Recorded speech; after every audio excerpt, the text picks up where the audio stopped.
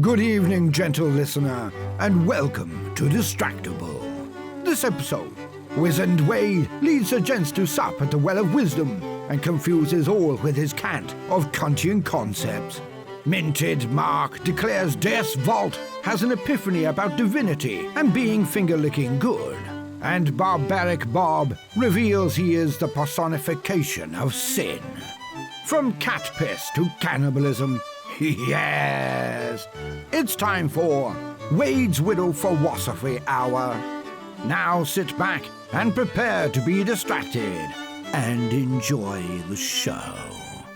Hey everyone, and welcome back to another episode of Distractible. This is my first take, and not my first time hosting. I am distracted and joined by my co-hosts and friends, Mark and Bob. Hi guys. Hello. Hello. Look at this doohickey. Whoa, is that a lens? Well, it has glass in it, and technically I think a lens, but it's not a lens. Is all glass lens or all lens glass? Or is it a glass only? Is it a canal lens? Oh, ho, ho. Points to Bob for oh-ho-hoing. Okay, all right then.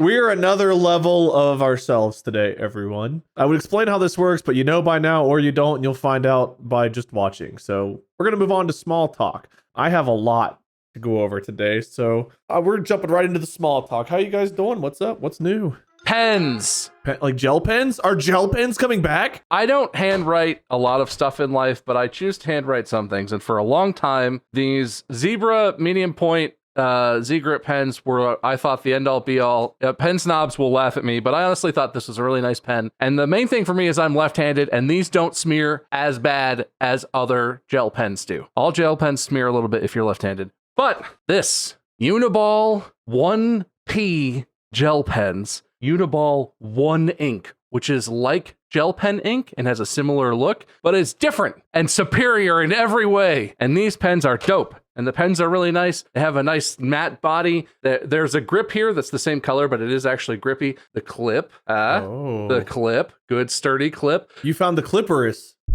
Boo! You get the two sides. Pick your favorite. Anyway, pens! I found the Uniball 1P was very highly reviewed. Several of the pen creators that I follow on different platforms had this pen as their #1 new pen of 2024. It changed the pen game. All right, this has got to be even less interesting than Mark's lens stuff. I got to be honest. No, everyone uses pens. I think it's a lot more applicable than Mark's lenses. I will say I've been using them a little bit so far. I got the 0.38 ultrafine. I love it. It does. The ink is good. No smearing. Lovely. Beautiful. Highly recommend Uniball 1P, the pen of the future. I love a good pen. Like, there is nothing better than finding that pen, and there's nothing worse than immediately losing that pen, because my God, does it leave your life quick. Oh yeah, once you lose the pen, like you have one that's the pen you like, once you've lost it, there's such a slim chance of ever getting it back. It's gone. It's definitely, like, wherever it went, gone forever. I've experienced that way too many times. In my life, I got a new doohickey for a thingamabob that probably is worth talking about to some people. Is it a new eyepiece for your thingy that you're holding it? Yeah. So nice. this is a small little camera, and I got an electric viewfinder for it just because I had the optical one before. Wait, where's the metal prison bars? What? He's talking about old extendo. He's talking about old extendo lens, I think. Oh, yeah. Well, you know me. As soon as I get a new thing, I throw the other thing that I just got away. So it's no longer with us. That might be a new record. That was so fast. Mark holding his $100,000 Minolta lenses filled with uranium and cat piss. New package arrives. Yay! Explosions. Look. That hyperbole is appreciated, but at the same time, I do not have the $100,000 Minolta lens. I've got 5. I own all of them. Why don't you just buy Minolta? Can you buy the company at this point? I don't think you're quite aiming the camera right, Mark. It was a little high. What do you mean? I know you're short, so everyone tends to be taller than you, but I think that's a little aggressive. No, he's trying to find the moon, Bob. He wants to get that moon picture. He's got the extendo, now he's got this. It's all about getting the next best picture of the moon. How many Apple boxes you got to stand on to look through a lens finder on a camera on a tripod at normal human height? Listen, I can count that high, but I won't. So shut up. oh. Sorry, I almost did the wrong thing. I feel bad. I feel bad. Don't feel bad. It's funny jokes. Well, you guys might want to feel bad. Nice segue, because today we're finally doing it. We are doing the morality episode. Uh-oh. You mean, I don't feel the same enthusiasm, but you know what? Points to Mark for being more enthused. I'm just chuckling. That's just how I chuckle. I don't know what this episode's going to become. I'm going to give a rundown of what I think, or from what I know are some of the major moral theories, and I'll toss in some little asides or some of the lower ones. And I think we'll just discuss if we think there's one better than another, if we need multiple, if there's a way to come up with one unified theory. Let's just talk, and wherever it goes, it goes. Is this like quantum physics where people are trying to find the unified theory of the universe and you need the unified theory of morality to ascend? Well, you know how many questions would finally be like not debated anymore if we just knew what was moral and what isn't? Because let me put it to you this way, Mark, you might appreciate this. There are different lenses you can look through to figure out where morals should be applied. There's the individual, there's the society, there's like the planet as a whole, humanity, there's humanity and animals, there's so many different ways to look at things, so many lenses to look through to figure out where morality lies. Interesting. Okay, I'm hooked. There are some bigger moral theories that a lot of people know about. I'm gonna quickly throw out some less like mainstream theories that are still theories, just to let you all know they exist. And there's more, to be clear, there's more theories out there than what I'm going to be naming. I only had so much time to prepare for this, and even if I had more time, we don't have enough time in one episode to cover everything. So this is definitely... I bet we can cover it. We can speed run this shit. You guys came for a buffet, and I'm feeding you a Lunchable. Lunchables are good, but it's not quite the same as a homemade Christmas meal. You guys should still do all your own research. Don't take all of this as being absolute fact, because 1, I'm rusty. 2, I didn't have as much time to prepare as I would have liked. And 3, it's just there's too much to talk about to really give any of these theories the time they deserve. That being said, I'm just going to read to you all some of these theories. If you want to talk about any of them, you can stop me and we can discuss. But I'm just going to basically give you all a rundown, then we can talk about what y'all want to talk about. Right here, I have 1, 2, 3, 4, 5, 6, 7, 8 moral theories to quickly go over. The first one I have here. Divine command theory. God is the arbiter of morality. Without God, we can't know right from wrong. That's the simple breakdown. Is this really a theory? Yes. Or is it just straight up fact? Well, that's debatable, I suppose. Done. Debate ended. All right. Mark believes in divine command theory. That's good. Did you pick it because it was the first one or because it's had the word God in it? Listen, we're trying to speed run. Do you not see the speed run timer at the top right? Number 2 out of 8. So I'm glad you didn't listen to any more before planting your flag. Is this going to be a battle royale style moral theory showdown? Yes. Each moral theory gets a few minutes to go pick up weaponry and armor, and then they're going to meet on the battlefield. Listen, that's all well and good, but have you heard of the Gary Busey movie Ginger Dead Man? Okay. Well, I am immediately moving on before we get into that. If you want to talk about divine moral theory, the next moral theory I'm going to quickly go over is called relativism. Very simplistically, no person's morals are better or worse than someone else's. Moral code is shaped by society a person is raised in, and no society is better or worse than another. But different societies can have different moral codes that are neither one right or wrong. They are just right in and of themselves, self-contained. That's relativism. Morality is relative to the society in which it's in. The next one, number 3, virtue ethics. Only good people make moral decisions. The best way to be moral is to always seek to improve oneself, and as you improve oneself, you earn more liberty to make moral judgments. When you make money, you make more money. That's what money does. Natural rights theories, number 4. Every person's endowed with certain inalienable rights, such as life, property, etc., and those rights would exist even if nobody believed in them. That is because they are essential to human happiness and the foundation of a civil society. Yeah, I mean, whatever, right? Deontology is basically that there are rules you follow and your intent matters. You do something you think is good and a bad outcome happens. Because you intended good, it is still moral even if it has a bad outcome. On the other side, there's consequentialism. Morality is contingent on the action's outcome or result. The overall consequence of an action means everything the action brings about, including the action itself. There's a huge debate about what consequences are good or bad, but ultimately, the outcome matters more than the intent. Utilitarianism is the greatest good for the greatest number of people. An action is right if it's useful or if it's to the benefit of the majority. An action is right insofar as it brings about happiness, and the greatest happiness for the greatest number should be what guides conduct. So differentiating deontology from Kantian ethics is a bit tricky because they are very related. Kantian ethics, I'm going to try to break this down quickly. It's confusing, but you guys are smart. Everyone else out there, I'm sure you're smart. You can figure this out. Do research, read the book. Human beings are not objects. They are worthy of respect and must be treated as such. An action is morally good if it's determined by a principle of pure reason, regardless of consequence. So stealing is bad because we can't universalize a world in which everyone steals. It's a good theory because it applies to each person individually, rather than just applying to a group like utilitarianism. It's weak because it doesn't account for some complex situations or when two absolutes clash. Kant's foundations rely on something called the categorical imperative.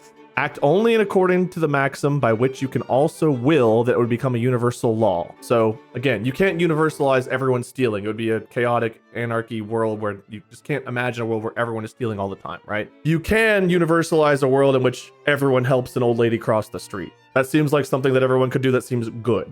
That's what it's basically saying there. Act in such a way that you treat humanity, whether in your own person or the person of another, never simply as a means, but always at the same time as an end. Don't use people. Always treat them as an end in and of themselves so that you're doing right by them while also trying to do good. That's the second part. Third part, every rational being must so act as if he were through his maxim always a legislating member in a universal kingdom of ends. What a statement. Jesus Christ. Fun fact, if everyone on Earth did a one-on-one battle and they continued on each round, the entire fight for the world of everyone would be over in 33 rounds. That's not as many as I would have guessed. So what are the ethics of that? Based on which theory? If God wills it, Mark, then, that's... Yeah, what if God's divine command is that everyone should fight 1v1 battles? Then that is a universal law. That's moral. That is morality. Oh, okay. All right. So it's all cool. Yeah. So Kantian ethics, probably the most complicated to explain here. Deontology, similar, but instead of having all of the different requirements, it's basically just use rules to distinguish right from wrong. Duty and intentions matter, even if there are bad outcomes. Whereas consequentialism is all about the result. Utilitarianism is about the greatest good for the greatest number. So each of these have their own use. Now, after hearing all of them, Bob, do you have a moral theory you ascribe to more than others, or is this all just a bunch of bullshit to you, or how do you feel about it? I appreciate the underpinnings of philosophy and what that represents, because it's easy as a person, for me as a person who lives my day-to-day life out in the world, and is generally not aware of this sort of stuff on a regular basis, to just be like, oh, well, I can, if I just try and do good, right? I would say my personal approach to things is I try to be a good person. I acknowledge that there are parts of myself that are not good, that I make decisions that are ultimately lead to bad consequences, or that I wish I didn't make. And I do my best to curb those impulses. And sure, I could say that, right? I could describe, but none of that, it ignores the question of what is good. And for me, on a daily basis, I know what I think is good, and it's generally probably pretty close to what most people around me think is good. I'm in line with society. But as things get more complex, and as in the world and everything that can and has and will happen in the world plays out, I appreciate that it is important to have a context in which you can analyze in a meaningful way what does it mean to try and say if something is good or bad? Why is one action valuable, even though it may objectively seem to be bad because of all of these secondary outcomes, even though the ultimate, the main thing that it accomplishes is good for society. It's complicated. The thing about life is that shit is complicated. And when you get insanely bad things or insanely complicated things happening to large groups of people or across different cultures, it's not always easy to just say, oh, well, we all know what's right? We all agree and know what's right. Yeah, I can appreciate that. And I can try and delve into this. and I will try and engage with this today, but like, I guess where I fall on it is, for most people in a day-to-day life, I think it's more important to try and be in touch with the world that you actually live in, so with the people that are around you, and assess how your personal morals line up with the morals of the group that you live within, your culture or society. Whether or not you can analyze yourself or those around you in a meaningful way doesn't affect your day-to-day life as much as your ability to understand differences you might see, choices you might make versus your people that live around you in your close group. Like, you have to live in the real world, and the analysis of philosophy is not always useful as to making daily decisions and coping with living around people who may or may not agree with you on fundamental ideas about what is good and what is bad, or what morals should be, upheld. It's valuable, but it's not always useful. There is another moral theory called egoism, where morality is more dictated by pursuing your own self-interest. It's more of an individualized morality, which seems immoral in some ways, but also there's a whole thing about it. I mean, I agree. I think that understanding morality is overall beneficial and can help you understand at least why you feel a certain way about certain things or issues or the world or certain decisions people make or you make. Maybe you feel a certain way about an issue and you don't know why you feel that way. And you look at different moral theories and maybe it's like, oh, maybe this is why I feel that way because of this. Maybe it's because I can universalize a world in which everyone does this. And therefore, based on Kantian ethics, that's where I feel about this. But maybe you have a similar thing where it's like, okay, well, we keep helping the individual, but if we don't push this button and 10 innocent people die, the whole world ends. We have to kill people to do good. Killing people's not something you can universalize. Therefore, you can't do that based on Kantian ethics. But under utilitarianism, yeah, of course you sacrifice 10 people to save the world. You look at different issues through different lenses sometimes and try to understand how you feel about things. But there's always a different way to look at something, which makes these issues confusing because people will argue on behalf of issues from different perspectives. Some people look at it from the individual perspective. Some look at it from the cultural. Some God. Thank you for your segue. I had a vision when I was a boy. I saw a golden light shining above me. And then I saw a glowing light shining below me. And I realized I had a choice to make which patron deity I would pledge my allegiance to for all my life. And then I chose. I flipped a coin. Didn't really know what the difference was. But then that shining light surged through me with the power of 1,000 suns, and my life choices have been dictated for me ever since. Did you go up or down? Are you a top sun or a bottom sun? Are you a big bottom? Yeah, I flipped a coin. It hit tails. I don't really remember a lot after that. I was kind of enveloped in a blinding white light. And then I felt all of my particulates kind of like disperse and then reassess. You ever seen Watchmen? Yeah. Yeah, so remember what happened to Dr. Manhattan? Like, that kind of happened to me. Is that why you bought the accordion penis lens? Probably, yes. I think all of my life decisions have been because of the glory that is God surging through me. And as his or hers or whoever's chosen vessel, I'm not really sure, and I don't question it because I don't need to apply any morality. Wow, not only do you believe in divine command theory, but you also are the chosen vessel. I mean, I'm a chosen vessel. I don't know if I'm the chosen vessel. Until that thought is planted inside my soul, I will question it no further. You know what, Mark? I'm going to give you just some points for sticking by your guns, dedicating yourself to divine command theory after hearing none of the other ones first, and truly just knowing what is right. I have a question, Wade. So this is where I'm not a good philosopher, right? Because I tend to focus on the wrong thing and ask the wrong questions when it comes to what philosophers like to actually talk about. And the thing that always gets me about, we're talking about these different lenses through which to analyze morality and then ethics of different, of whatever might happen or choices. Do you think analyzing a potential choice or a potential thing that is happening or whatever, analyzing something like that is persuasive? Like if the president of the United States is trying to make some insane decision, like things that happen when countries are at war, like during world wars, there were some crazy things where presidents and leaders, world leaders, were deciding if civilians in certain places were going to live or die because of bigger motivations, because the war the world was at war. Things are at a scale that's hard to comprehend for individual people.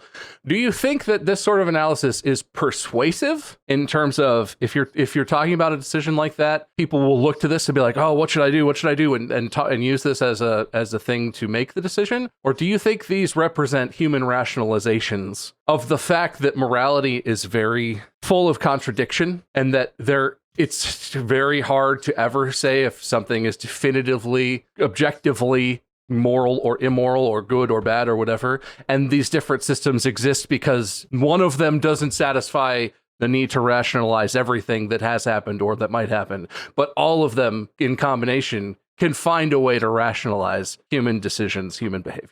It's tough. I don't think whenever the president's making a decision that important, he's thinking about utilitarianism versus Kantian ethics. I highly doubt that's coming to mind specifically. I think that whenever you're weighing a decision, like let's say, like you said, he's got to do something to stop a bomb, but it's going to cause civilian casualties if he stops it, but ultimately it'll save more lives. And it's like, well, innocents will die. That's bad. But if I don't, more innocents will die. It's like the trolley problem, right? Do I pull the lever to save more people knowing I'm going to kill one? Is there a difference between killing versus letting die? I took a whole thing on killing versus letting die. If you go and you drown somebody in the bathtub versus, you have your dying grandfather who's very, very ill, who wants to die, and he puts himself under the water and you step outside and let him die. Is that better or worse than killing him yourself? Is it the same? There's a whole discussion to be had about that too. But I do think these moral theories help us figure out why we feel the way we do about certain issues and why we make some of the decisions we do. I don't think it's so much about making them, it's figuring out why we feel the way we do about them. Well, here's a question I have, which is a lot of this is like, it reminds me of like fallacies and the different like categories of fallacy. And there's a fallacy called like the fallacy,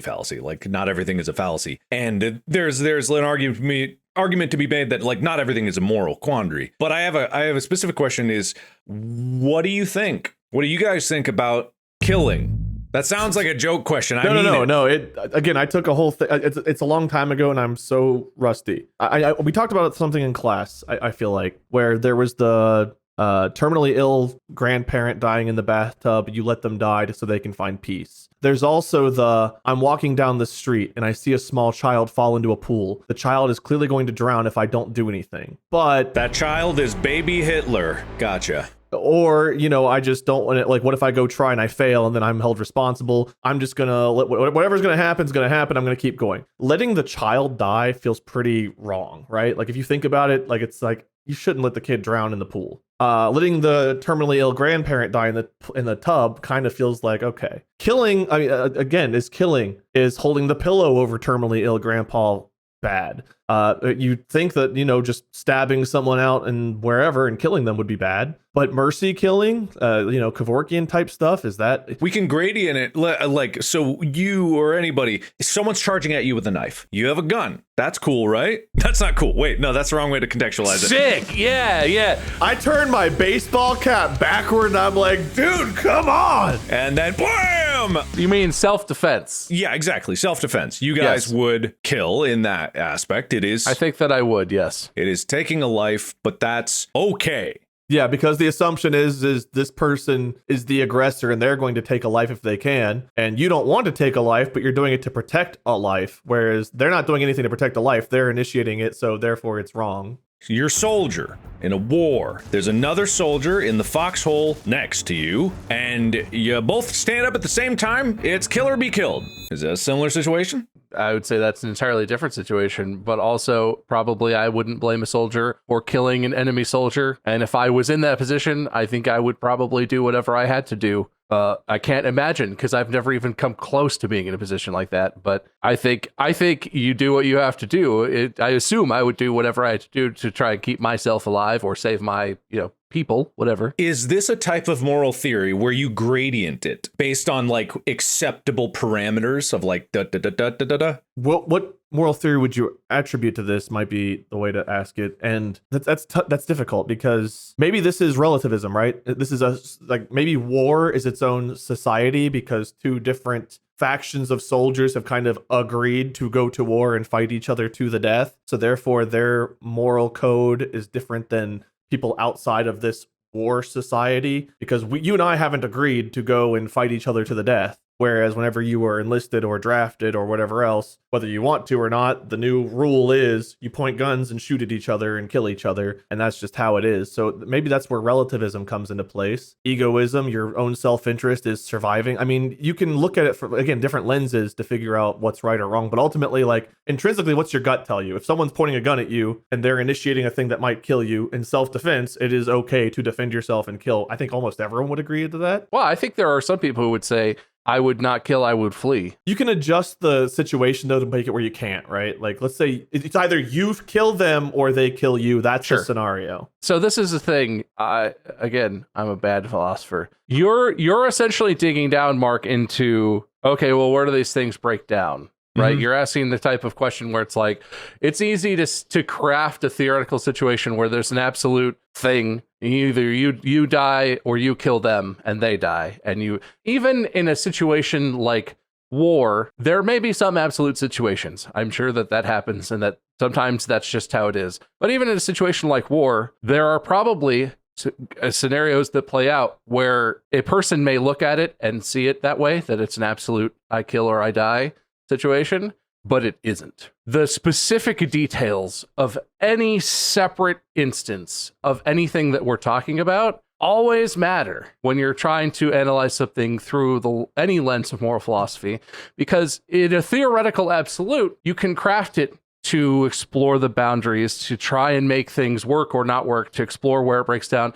But in the real world, there are any number of factors that we both don't get to know about or can't know about. And also you will only know once something is actually happening, right? There are lots of scenarios where you're facing down with another soldier, but you have hard cover and they don't. Is it right for you to kill them, even if you could hide and they couldn't kill you? Like, yeah, well, there are details. There are important details. Is it important to explore those just to say like, well, what is this? Well, what is this? Or is it more important to look at things that have happened or are happening and use that as a context in which to try and work out morality? Because you could make up anything you want and you can make up any detailed information that you want, but like that ignores the nuance of a real situation and how each, even if you are facing the exact same soldier you faced 10 seconds ago, suddenly your cover has gone or whatever. Like, the exact same situation is not the exact same in the real world for whatever reason. I like your question because that's the fun part, right? Of just like, well, how does this fit? Is that progressing anything, or is that just us going in circles about like, well, that's Kantian, but that doesn't work. If you change this information, then that's just utilitarian. But you could do that infinitely if you wanted to. I think that it's more broad than that too, though, because like self-defense. Under almost every theory, you can argue self-defense is morally permissible. Even though it involves killing, the act of defending yourself from harm is something you could universalize, right? So even under Kantian ethics, you could think about, okay, is protecting myself from harm something I can universalize? Yes, if everyone tried to protect themselves from harm, we wouldn't be harmed. That seems like a good thing. So even if we have to kill to do that, it's not killing insofar as it's killing for the act of killing. It's defending yourself. Death comes from it. And then it's okay. Consequentialism. Is the consequence of me having killed someone bad? Yes. However, the opposite is also going to be true. If I didn't kill them, I would be dead. They were the aggressor. Is stopping an aggressor good? So therefore, consequentialism, you might weigh out and be like, yes, there's more good consequences from defending myself than not. Divine command theory, if you're supposed to protect yourself, God wills you to take care of yourself, your neighbor, your family. Okay. So egoism, protect yourself. That makes sense. Deontology, the act of defending yourself or your country or fighting for what you think is right and stopping something you think is bad. I mean, you can probably say that moral law would justify doing something like that in that case. You can look at it and like some actions can probably be morally permissible under more moral theories than others. Some get to be more controversial and difficult to analyze. But I think you can find that there are certain things that are like, you know what? I think almost all moral theories would say that that's a good thing. Therefore, that's probably a moral law. There was an intense debate that just occurred like last week that I think applies to this. Let's say I had to get a finger amputated. I ask the doctor, can I keep my finger? Doctor says yes. I bring it home. I call up both of you guys and I say to you, I have my finger. I'm going to cook it. You guys want to try my finger? Pass. I mean, I'm a little curious. See, that's it. That's the thing. That was the debate. Well, so is the argument that that's wrong to want to eat a human finger? just objectively is, or that's one side of that? That's one side of it. Like, it's a debate, right? It's for me, I am hard pass because I don't ever in my life to the day I die want to try human flesh. I just don't want to do it. That's a hard stop for me. I pass, but not for moral reasons. I would just actually throw up. Like, even just imagining that, I'm kind of like, ooh. But just because, like, that's icky to me. If I was like, Pat, if you presented your cooked finger and it was in front of me, I might actually throw up, but I would be like, no, I'm good. And if Wade in front of me, or some other person, if it doesn't want to be Wade, just grabbed it and was like, oh yeah, and ate it like a chicken wing, I might throw up, but I would be like, oh, how did it taste? Like, whoa, that's crazy. Like, I don't ascribe morality to that. The moral problem with eating humans is that you theoretically have to kill a human in order to eat them. If there is human flesh that gets to exist and no longer is alive and is otherwise just going to turn into compost and dust, I don't think there's a moral question about whether it's wrong to eat it or not. It's basically whether it grosses you out or not. I have the moral quandary where even if I was in a situation where I was starving to death, I do not want to eat human flesh. So I would, and it's hard to say because when you're starving, your brain pushes you to the extremes, but also willpower, baby. I want to go even further beyond. I would like to know, and I would be proud of myself if I was in a situation where frozen on a mountaintop and there was someone else there and they died first. I would be proud of myself to die knowing that I never went that far and I never crossed that line. So I think where cannibalism comes in is typically whenever you're thinking about cannibalism, you're thinking about the other person. It's like they don't want to die and be eaten. But in the situation where you're both dying and one of you, well, let's say you both made a pact. It's like, if I die first, you have permission to eat my body. Well, if I die first, you have permission to eat my body to survive. In that case, if there is no moral quandary about the death and the autonomy of your body, you're giving them permission. You're like, no, please, I'd rather you live. Like, let's say it's someone you love, right? Like, it's your kid, your spouse, whatever, and you want them to live and you'd rather them eat your flesh and survive than die. Is the act of eating a human or cannibal, like being a cannibal or whatever, is that in and of itself bad, or is it usually just the killing and or... I'm not doing it. See, this is where I think philosophy is fascinating. Mark, why? Do you think you could get to why you feel that way? And not judging whether it's right or wrong. I'm just curious. You obviously feel very strongly about this. Exactly. Yeah. And I couldn't tell you exactly why I feel strongly about it, other than the fact that I want to draw a line. I want to uphold that standard for myself. It's inherent to me that I do not like the concept of cannibalism in any way, of like eating another human. And I think that doesn't mean I'm not holding myself like I'm better than everyone else, you cannibals out there. I'm not even curious about it. I don't want to know what it tastes. I want to go to my grave knowing that I never ate another person. And I know people are always going to bring up like squabbling. What about auto cannibalism, chewing on your lip, biting fingernails, or like, munching on that stuff? Yes, that's a whole thing. I'm drawing an arbitrary, well, hardly arbitrary, but because you can define it with the scenario of like, eat my body after I die.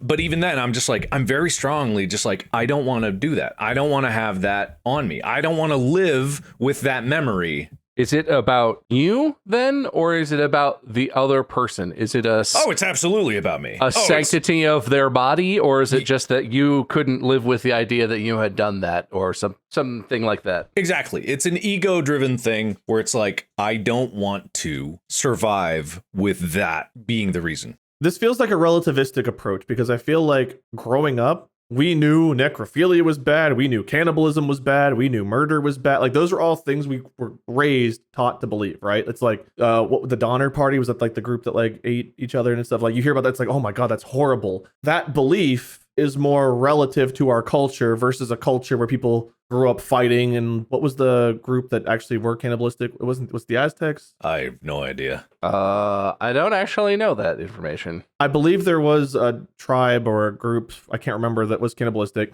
But like, you were raised in that culture and it's like, we killed it, we eat it. We're not going to let it go to waste, human, boar, whatever. We are predisposed to thinking cannibalism is bad. It's one of those things you hear and you have that knee-jerk reaction of like, how can you even debate this? Of course it's bad. Like, end of discussion. I don't want to hear any more. It's bad. Some people don't ever want to discuss. They just knee-jerk reaction. That's how they feel, that therefore that's right. But like, when you think about it, why do we feel that way is like Bob's question. Like, why? Why is eating another person bad if let's say they're not religious, so they don't think their body needs to be preserved. Let's say neither one of you are, right? Like if you believe that their body might be resurrected during a rapture or something, you're like, okay, I'm not going to eat their body. That's a whole other question. But let's assume that you're both equal ground. You don't believe in that. Their flesh will rot and be eaten by animals or whatever, the ground. If you don't, they gave you permission. Why is it still bad at that point? And for you, you said, well, it's just for me, I draw the line, don't want to cross it. Why is that where your line is? It's largely a personal thing. I think it's like an honor thing. For me, is just like I want to be honorable, and yes, you could definitely spill it out there. Like, what is the honorable thing?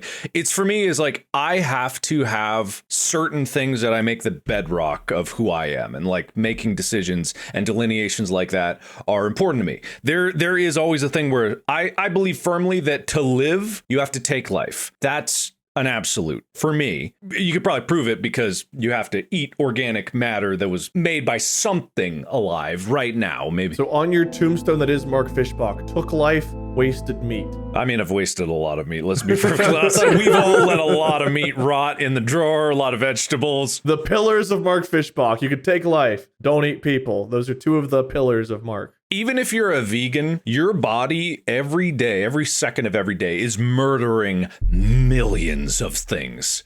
And all those millions of things are trying to murder you at any given second of any given day. That's what's occurring. That's not even an eating thing. That's to live, we have to kill on a cellular level. Now, the morality of that, beyond that, is the self and the larger self and whatever.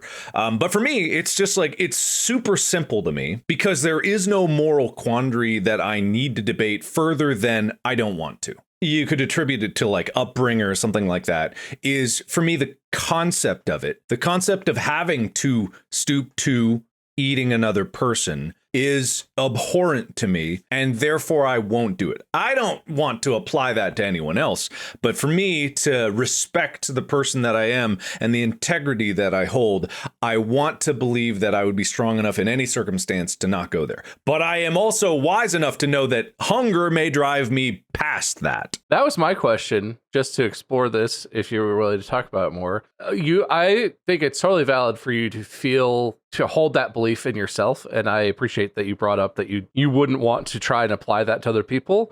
But do you think if you knew that I lived out some sort of Donner Party situation, if I admitted and you knew that I was in a situation where I was going to die unless I ate a fallen comrade, I ate human flesh. Despite how gross it may have been for me, I did that so that I survived, and I ultimately survived and came back. Is there any version of that story that colors where your personal belief about that as a thing changes how you feel about me? Do you like you? You don't have to be concerned about my honor. I don't think people generally are, but like, would it affect how you feel in any way, knowing that I ate some other human person? I think it would. I'm going to be perfectly honest. I think it would. It may not affect it like a lot. Like, I believe that we would probably still be friends, but I'd always think of that because it's not even so much like asking how it would affect. It's like, of course, any new knowledge is going to affect. But if I looked at you and I always knew in the back of my mind, you ate a person, that would subconsciously or consciously affect how the future of our relationship as friends would go. It just would. There's no way it wouldn't. I think the reason it does, to some extent, one, I would pity you for being in that position. It's like, that is horrible to be put in that position.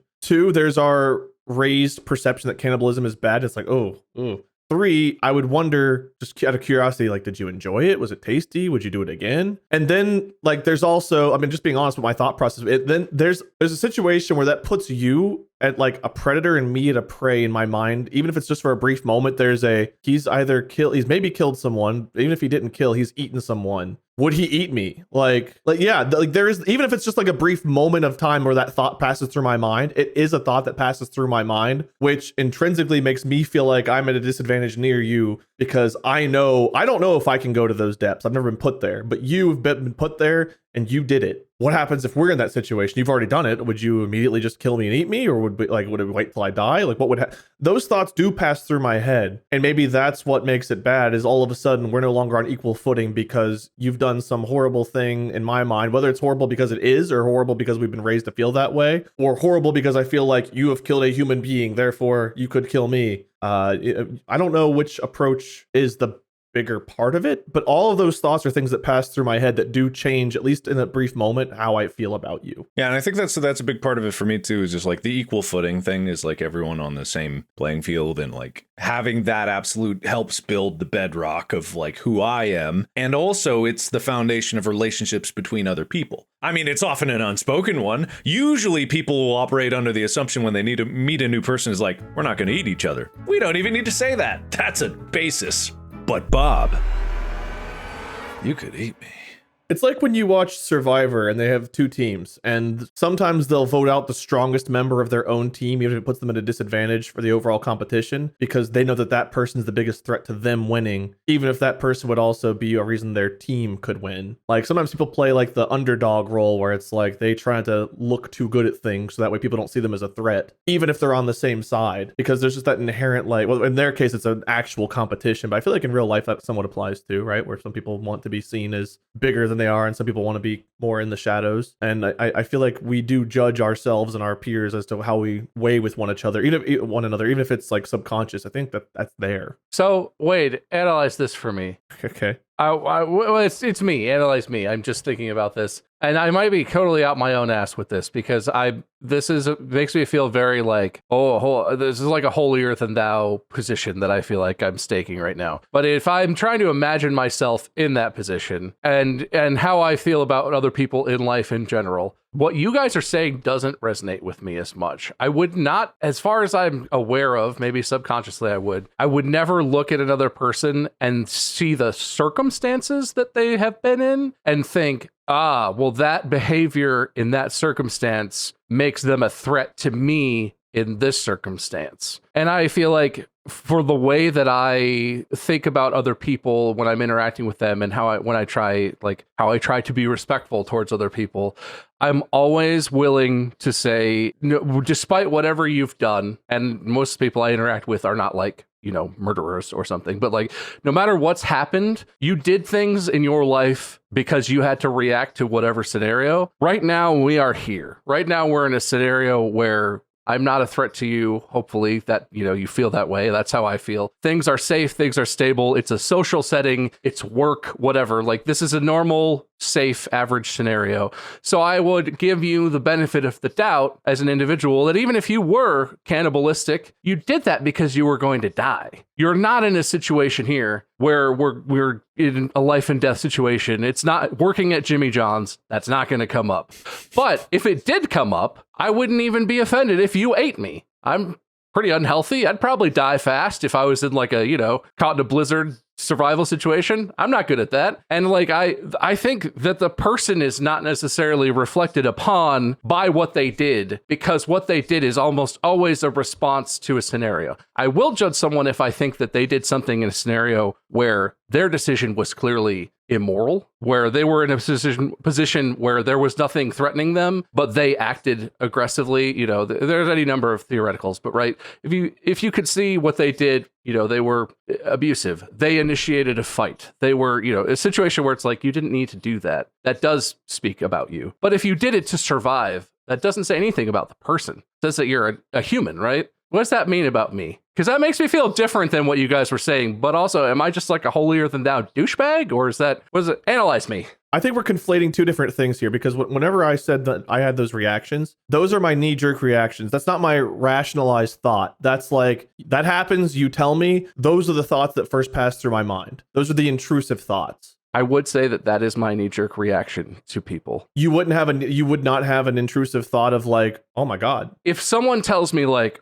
oh, I had a horrible past, or something happened, I was in a situation. If they're telling me about whatever their story is, they told me they ate another human because they were at a party and my initial reaction would be like, oh my God, I can't believe that happened. I can't believe that happened to you and you had to make those choices. But there's no intrusive thoughts about like not even for a moment is there a thought of like, oh my God. As to like concern for myself in our interaction? Well, just like, let's say that this person did that, and then all of a sudden like, hey, do you want to go on a hiking trip up Mount Everest? And it's like, for a moment, do you even have a moment's thought of like, what if we get into a scenario and it comes down to them eating me? unless we are actively, like if I was interviewing someone who had been in jail for murder and they were like, yeah, I killed a man with this gun, and they pointed the gun at me, in that moment, yeah, I'm in a scenario where I'm like, oh shit, like I shouldn't have let it get here.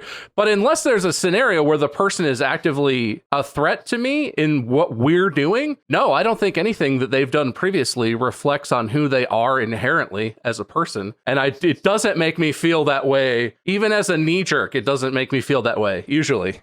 So I have the intrusive thought that I then like rationalize out. So I'll have that thought of like, oh my God, could they do that to me? No, wait, clearly it was a one-time thing. They didn't want to do it. They had to do it to survive. Obviously, this was traumatic and horrible for them, and they probably need more support than anything right now. I feel bad for even having that moment of judgment. Like that's how my brain would process that. I would have that thing, and then I would internally guilt trip myself for having that knee-jerk reaction and explain it away to myself. Because like whenever you were talking about it, that's how I felt about it right away was, oh, you did that? And then it's like, oh, you had to do that? That's like, I don't know. That's where my brain went in that moment. Our knee-jerk reactions that Mark and I had aren't necessarily moral. Hey, don't lump me in with your weird knee-jerk reactions, you judgmental freak. You said the same. No, I did not. No way. This crazy man here is judging you, Bob. Hey, listen, just because I don't, you live your life, buddy. You eat as many people as you want, and I bet you do.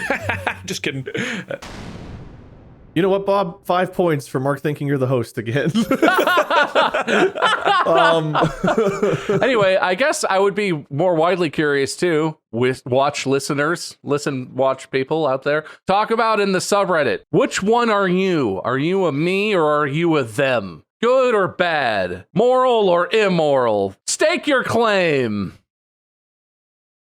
Yeah, so I don't know. Maybe it has to do more with where the mind goes immediately, because it's not to say I never have intrusive thoughts, and I've certainly been judgmental of people who were not deserving of it. Like, I've been a dick. I'm not saying I've never been a dick to anyone in my life, but it always shocks me more that these things happened and that someone had to make a choice than anything like. I agree. Once I have a moment to actually think, then yeah, I'm there. But that emotional gut response of like, because I'm a visual person. So whenever someone says something or describes something to me, I picture it. So if they tell me they're around a campfire, there's snow everywhere, there's some shabby tents with holes in them, they're freezing, there's dead bodies of their friends lying there, like I picture that. I picture them having to like pick up an arm and put it over the fire and take up, like I see it. That I think affects things, right? When you visually see things like that happening and you imagine it, I think it adds more depth to it. I get what you're saying.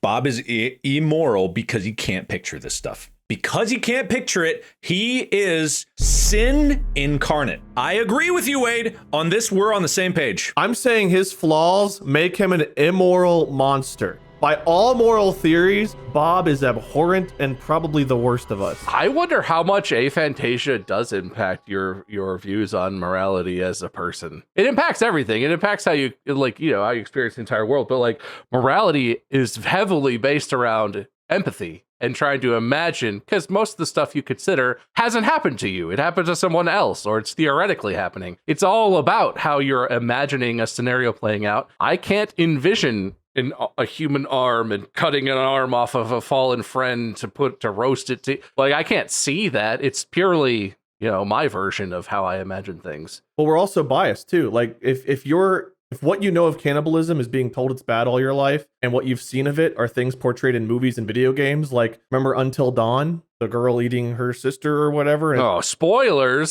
Sorry, an old game. Or in like The Walking Dead, when you come across cannibals in that show, and it's like, when you see someone either eating someone alive or cutting parts of them off while they're living and then cooking and eating it in front of them and stuff, it skews your initial perception, so you have that knee-jerk reaction. Morality isn't necessarily that knee-jerk reaction. Morality is more so, especially with Kantian ethics and other things, is when you take time and use reason and you try to get your emotions out of the equation and you come up with these imperatives, or you come up with these moral laws, or you weigh whether something is overall more beneficial or less beneficial, or if you can universalize, so on and so forth. It's more in depth than, oh, that doesn't seem right. Like that might be, then you have to explain why. Why doesn't that seem right? And then what we came up to, I think what we decided with cannibalism is we think it's wrong insofar as that if you kill a person to eat them, or if you violate a person's autonomy by destroying their body when that wouldn't be something they wanted or either one of you think is right, that's immoral. However, if we are viewing humanity as on an equal plane with animals, and animals kill and eat each other, we kill and eat animals, we can kill and eat each other, or at least we can eat a dead body if your friend dies and says, please eat me to save yourself, and we can see that that's morally okay in that instance. Don't lump me in the we.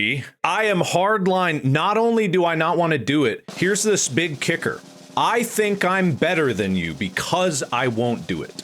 And I don't think like I'm a lot better in this instance. I think of myself in a superior light. And this isn't like insulting like you're bad people for this. I elevate my opinion of myself because I'm able to take this hard stance. And I think it equates to me being able to, in my mind, not saying it's right, I lay this foundation and draw the line so that I can build myself up on it.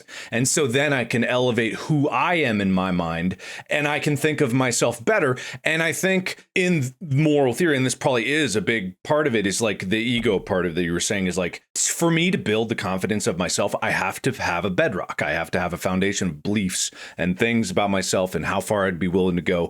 And as much as people joke about it, the things that I talk about in terms of being able to endure hardship, pain, things like that. It's not a masochism thing. It's a necessity for me to build up who I am. A lot of it is a theoretical thing. It's all theoretical exercise until I get abducted by aliens and they torture me in horrible ways so that I can endure for the good of humanity. Well, let's adjust the situation slightly. You have a family and young kids that are depending on you. If you don't make it back down this mountain, they will die. So you either eat another human, which goes against what you believe in, or you're allowing them to die. See, that's an absolute that you don't know because you wouldn't have the information proper. Because in that moment, my mindset would be like, I gotta gun it down this mountain. That would be, that's how I would rationalize the choice. Even if you know that in the scenario it's eat or I don't make it back. For me, in that scenario, with the knowledge that I would have in that theoretical situation, it's like, I'm not going to eat that hard line. That's not even an option. I gotta make it down this mountain. And I would die. In this scenario, I would die, but I would die trying and sticking to my beliefs.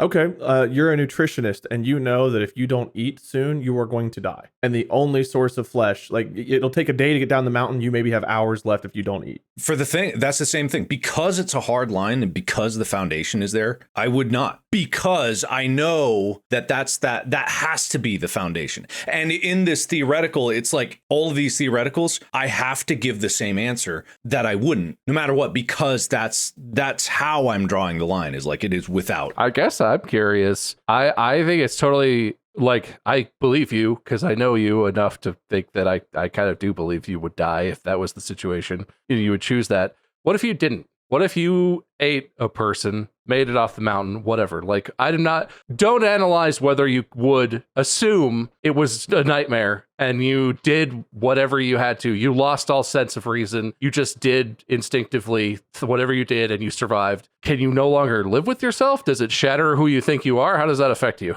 If I had to do that, and because I believe so hard in this line, that's how people have psychotic breaks, is because their entire sense and understanding of themselves fundamentally changes. If I face that situation and I fail that test, I will come back questioning everything about who I am. I had that moment. I've told you guys whenever my brother and I fought and I wanted to throw him down a flight of stairs, that was a moment that shook me to my core because it was like it went against everything I thought I was and believed in who I was, because I didn't succeed in trying, but like I knew in my mind, like during that moment, that primal instinct was kill. And like the fact that it got there shook me because, yeah, that was something I didn't think I was capable of. Now, and this is totally opposite, because I'm not saying this scenario is totally opposite. I'm saying like me not eating is very different. I will kill someone. I will, if I have to. Not saying happily. I'm not saying happily. There are other lines that land in different places. And I think that makes up who a person is. Their lines are all over the place. Is this something you believe because it's a moral thing, or is it more of your value or your intrinsic self-worth? Intrinsic self-worth. Okay, so morally, you could see where it would be okay for someone to eat someone else to survive. But for you as an individual, your values prevent you from doing that, even if you think morally it might be acceptable. I think so. Yeah. Okay, because I don't want to conflate beliefs, morals, values. Like they're similar, but they are somewhat different. And sometimes we can think something is moral, but still not act on it because it goes against, like you said, who we think we are. And moral theories do clash. The whole thing is like they clash. Killing somebody to save the world is like, it's immoral to kill them, but it's also moral to try to save the world, right? To save as many lives as possible. Utilitarianism, the greater good. If you're killing everybody, that's not really the greater good, you'd think. Egoism, which is one I don't understand as well. I've not really delved into it all that much, but egoism is It's the bro trust me of moral theory. Which kind of, Mark, is if there was a moral theory attributed to like, well, my values say don't, even if it's going to cause more harm than good, I would rather die sticking to my guns. Well, so this is a line, and I'm curious what you would say, but I think I know what you would say, Mark. You feel this strongly, steadfastly, as it applies to yourself. And you say it would affect your relationship with, whoever, me or whomever, if that was a thing that someone else did and you knew it. Would you apply your own bar to other people? Or would it just color your opinion of them in terms of, that they did that, it changes how you see them? Okay, here's another scenario, just to explore it, is I'm in a camping trip. I'm in the Donner Party, right? I have this belief, but everyone else there is eating people left and right. Now, I'm not saying that's what happens. That's making too much of a joke of that horrible situation. No, hold on, I back up a little bit. This is some other party unrelated to a thing that actually happened. Freebird solos playing, they're just grabbing each other and taking a bite. So they're eating, and obviously I, in my hunger, hopefully don't break this line, but I'm abstaining because I know that I'm probably going to keel over because of this choice and that they're going to eat me. That subconscious thought is becoming very conscious very quickly, but I think it's something that I would have to, if I stuck to it, accept, being like, I'm going to die. But hey, I guess they're going to live and I'll be dead, so there's nothing I can do about it. But I would be proud to die and have that stick to my guns, and then they eat my body. And honestly, if it was my loved ones in the party, I might be the person to be like, hey, I'm not going to eat, but that clearly is going to knock me out, so eat me. I'd be fine with people eating me. I wouldn't be fine with people eating me if... Eat me, Mark, 2024. This is getting very confused. It's confused. It's a difficult topic. Yeah, well, I think this is a thing. The thing about, man, this might be totally off base, but the thing about egoism, as it applies to morals, is someone who's more egocentric about what they think morality should be, Mark, would, if they held your personal belief as to themselves, they would say, and everyone else also needs to believe this, or they are immoral, right? The idea of like, this is moral because I firmly believe it. And every individual is welcome to firmly believe whatever they want as it applies to them, as long as you're not hurting people, blah, blah, blah. You're not trying to apply that to other people. You're saying it might affect how you think about people, and you're like, you believe it strongly, so it may impact you, but you wouldn't go around and like, you wouldn't be in that scenario you described and be like, immoral, dead soon, but moral. But you would just be, sitting in that scenario watching, and you'd be like, can't do it. I accept that, but these guys are going to live. I hope they eat me and they make it out, right? Like, so that, I feel like that's a difference between how you're approaching it and what like someone who's more egocentric about it would say, like, well, it's right because I know it's right, and you have to believe it's right. I think Mark's, again, I think he's approaching it from his own personal values more than from a moral perspective. I think he's saying like, I don't think it's necessarily moral or immoral to do this act. It's immoral to do it if you don't have to, but if you had to do it to survive, is it very that much different than self-defense? But I personally wouldn't do it because I value, of my values, eating another person is not one of them. I would think less of myself for doing it, therefore I wouldn't do it. If someone else does it, I might think differently of them a little bit, but like if it comes down to my judgment or them being dead, I'd rather them eat me and have a little bit of negative judgment on my behalf. It's more of a me thing. It's a me problem. You eating someone is a me problem, not a you problem. It is a me problem, and it's a problem I'm making for myself, and it's a problem I hope to never face, but you never know the future. Of all the ways I expected this episode to go, focusing on cannibalism and egoism was not really the way I thought it would go. I didn't know how I thought it would go. There were some things I wish we could have touched on, like, are humans the only things that have morals? Do animals have morals? Do only some animals have morals? Can cells have, like, how far down the line can we go to figure out morality? We can talk about it. We can do another episode on this sometime. I knew we wouldn't be able to cover too much in an hour. I took 4 years of this and still am not satisfied with how much knowledge I got. An hour is not really quite enough, but hopefully you two and everyone out there watching got a little bit better understanding of how morals work. It's morality is complicated in that there's not just right or wrong. There's different ways to look at right or wrong. There's different moral theories that apply that don't always agree with each other. The trolley problem is interesting because from an individualistic perspective, it seems wrong to kill. But from a utilitarian perspective, it seems wrong to let more people die if all are equal in the scenario. One person versus four that are all same age, same health, same goodness, so on and so forth. All different things that people usually end up debating in politics or in morals or in life usually boil down to coming at it from different perspectives. And a lot of times the reason people disagree is because they are attributing different moral theories to a problem, and instead of figuring that out and trying to figure out which moral theory might apply more, they just again resort to name calling or just, I don't know, belligerence. And I think that taking time to discuss these things and actually figure out why, like us delving into why Mark felt the way he did about cannibalism being wrong in all instances, or for him at least, we learned something. We learned how his brain works a little bit. We learned how our brains work a little bit. And that knowledge and realizing we didn't know and we still don't know is enlightenment in my perspective, which is why I think philosophy is so important. Because when you apply that issue to things that are more pertinent to our lives, again, like abortion or other things that are debated in society, we learn a lot more, and it makes your footholding on your position stronger, or it might even change your mind. Moral theory, I think, is a lot more important than people. Like, you hear ethics and theory and it's like, oh. But like once you actually start asking questions and learning, I find it fascinating. Hopefully you all did too, is what I'm trying to say. So thank you all for going on the journey with me. And it centered us into picking the winner. It makes you pro-cannibalism or against cannibalism. Well, we know what the show stands for, so... I guess I do have to pick a winner. Who did I give the most points to while we were going? Was it Bob I gave the most points to? I mean, Mark? How would we know? How would we know? I remember. It was definitely me. I wrote it down, and it was me by a lot. Yeah, I think I wrote it down as like, I have so many numbers in front of me. On an individualistic perspective, I think Bob definitely wins. From a value standpoint and a self-determined position, Mark held his ground despite our questioning and our probing and prodding. He stood his ground, and he would go down with the ship of his values. And therefore, through that lens, Mark is definitely the winner. However, oh, God damn it. Looking at this as a whole, I think, Bob, you had some really interesting questions. You delved into it. You understood the fact that some questions are different and maybe not. I think all questions are valid because any question you have regarding this stuff gets you on a path that leads to answers or another way of approaching or thinking about things. So don't think you have a bad question. But, I just can't get past the fact that no matter what we said, Mark, you stood your ground, and therefore I got to give you the win because divine command theory has willed it. I'll take it. That was a really roundabout. However, I think the greatest good is giving Bob the win. Mark, you win anyway. Okay, thank you. Because the consequences of you losing just might be too much for me to bear. All right, fair enough. I am so much better than everyone here on this podcast because of my hard stances, and that's what I believe. And may the righteousness of the Lord flood me with his or her or they or them's glory. It surges through me from tip to top. Somehow you have divine egoism. You have just taken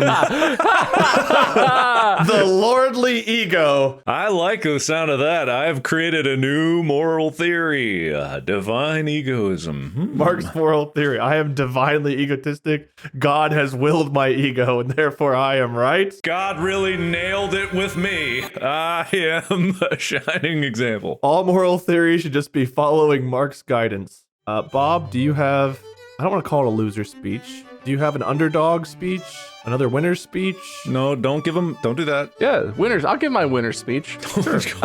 You know what? I think I asked some incisive questions today. I think I demonstrated my moral superiority. No matter what Mark's imaginary brain voice commands of him, I think we can all see that his unbending will is just one more in a long list of flaws that makes him the perennial loser of this show, and it makes it just all the more clear that I should win and I should always win, and it's me, Wade. I'm the winner. What even is winning? Is winning getting to host the next episode, or is it coming out of this with more knowledge than we came in with? Are you taking the win from me or not? I can't tell anymore. I don't know. No, you win. All right, end the episode. Thank you guys so much for watching. End it before Bob pisses his pants. End it quick. I apologize to those of you that are knowledgeable on morals and ethics that I couldn't do any of the theories real justice. It was a very rough attribution of moral theory. I apologize. I tried with limited time and limited knowledge after 12 years of being away from it. Hopefully you enjoyed it. Let us know your thoughts on the subreddit.